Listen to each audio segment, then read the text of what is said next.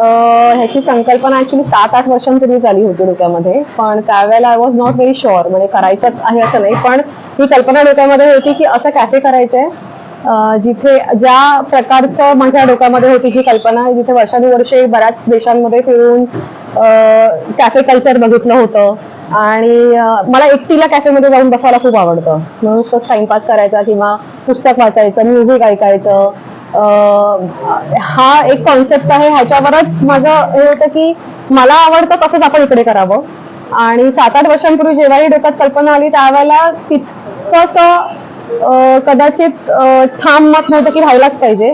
तर दुसऱ्या कामामध्ये बिझी असल्यामुळे मग ते राहून गेलं. आणि मग 2 वर्षांपूर्वी मग ठरवलं की हे करायचंच आता, आणि देन त्याची प्रोसेस स्टार्ट झाली. आमच्या कॅफेला आता 1 वर्ष पूर्ण झालं आहे. सो या महिन्यामध्ये आम्ही 1 वर्षाचं सेलिब्रेशन करतो आहोत. आणि जेव्हा कॅफे स्टार्ट केलं होतं तेव्हा मी व्हेजिटेरियन ठेवलं होतं नाव. आता नॉनव्हेज सुद्धा सुरू केलेलं आहे. बऱ्याच नवीन वेगळ्या डिशेस आहेत. कॉन्टिनेंटल, इंडियन, म्हणजे मल्टी कुझिन प्रकार आहे आपला कॅफेचा. आपल्या इथे बरेच वर्कशॉप्स होत असतात, इव्हेंट्स होत असतात, खूप फिल्म इंटरव्ह्यूज होत असतात, काही बाकीच्या पण OTTचे पण काही इंटरव्ह्यू असतात ते सुद्धा होत असतात. सो काही ना काही नेहमी चालू असतं.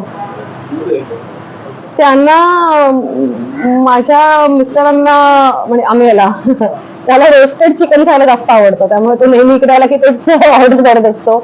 माझ्या मुलाचं असं काही नाहीये, त्याला बरिटो बोल चालतं आणि मोस्टली ज्युसेस वगैरे घेत असतो तो इथे.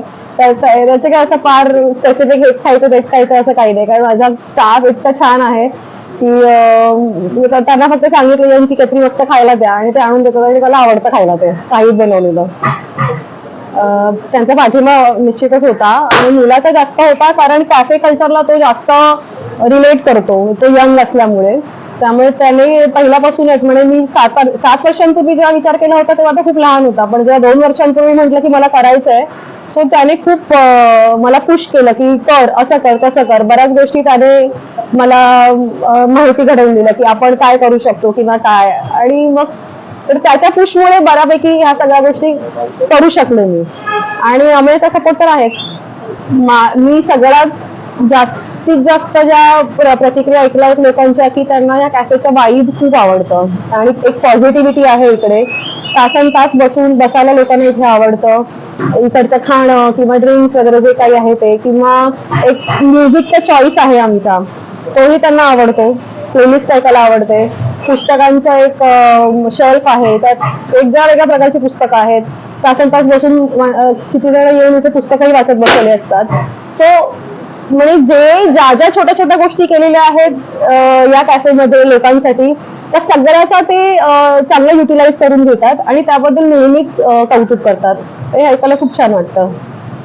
तुम्हाला बिझनेस करायचा असेल तर तुम्हाला तुमच्या कम्फर्ट झोन मधनं बाहेर यायला लागेल. म्हणजे होईल ना, बघू ना, करू ना, अशा ऍटिट्यूड मध्ये कुठलाच बिझनेस होऊ शकत नाही. एकतर कम्फर्ट झोन मधनं बाहेर येऊन एक जिद्द ठेवणं गरजेचं आहे आणि त्याच्यानंतर एक फोकस ठेवून ते काम हार्डवर्कने व्यवस्थित चालू ठेवणं हे खूप महत्वाचं आहे. नाहीतर मग बिझनेस होणं फार कठीण आहे. कारण मला मगाशी सुद्धा कोणीतरी एक प्रश्न विचारला की मराठी माणसं बिझनेस करू शकत नाही, तसं आपण नेहमी ऐकत आलोय. पण आता सध्या मला वाटतं आत्ताच्या ह्या घडीला हे स्टेटमेंट चुकीचं आहे. आता सगळेच जण मला वाटतं बिझनेस मध्ये उतरायला लागले आहेत, ज्यांची इच्छा असते. फक्त इतकंच आहे की हार्डवर्क खूप गरजेचं आहे त्यासाठी.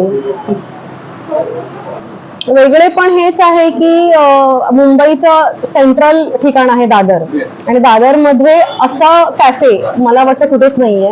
तसं आपल्याकडे इनडोअर सिटिंग, आउटडोअर सिटिंग आहे, इकडचा वाईब पॉझिटिव्ह आहे, किंवा अँबियन्स साठी खास करून लोक येतात बसायला इथे.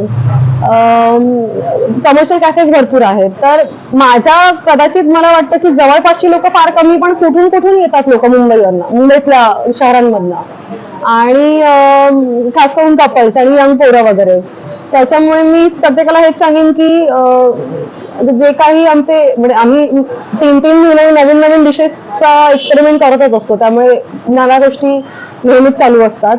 तर एकदा या आणि बघा आमचा कॅफे किती छान आहे आणि येत राहा.